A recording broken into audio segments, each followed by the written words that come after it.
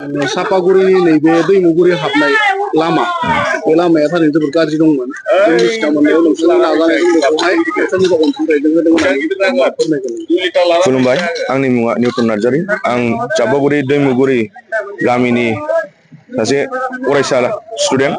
आं माने जोंनि लामाखौ बिराद सिगांनिफ्रायनो नायगासिनो आरो खुनु बेयाव लिडार थिडारनि माबा जेबो खोथा फैया, माने फैबाबो लामाखौ बानायगोन मागोनल' होनलाङो, खिन्थु दिनैसिम गैया। ओमफ्राय बेखायनो आङो बे चिरां महल एस'सियेसननि प्रेसिडेन्ट आदा राजकिशर जों एसे कानेक्ट दंनायखाय, ओमफ्राय बिथाङाबो बुंबाय थाबाय नोंसिनि लामाया बिदि माथो रावबो बानायफैयाबो। आंबो बुंबाय आदानि सिगाङाव, होमबालाय नों मोनसे खामानि खालामदो, नों जोंनिफ्राय लानानै फैदो होननानै फोरमायनायखाय आं लानानै फैबाय आरो। बेयाव जेबो खुनु पार्टि थार्टिनि जेबो माबा गैया।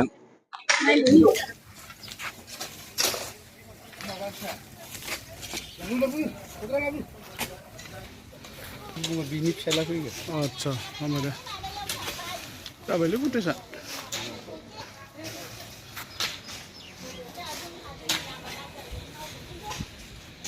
This is with dumper going.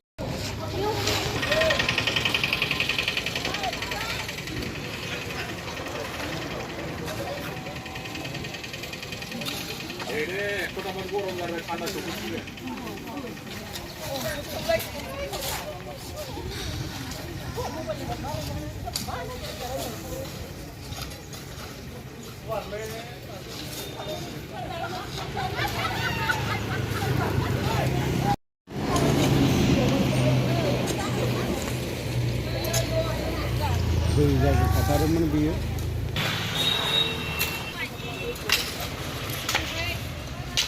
दामफार एस'सियेसनजों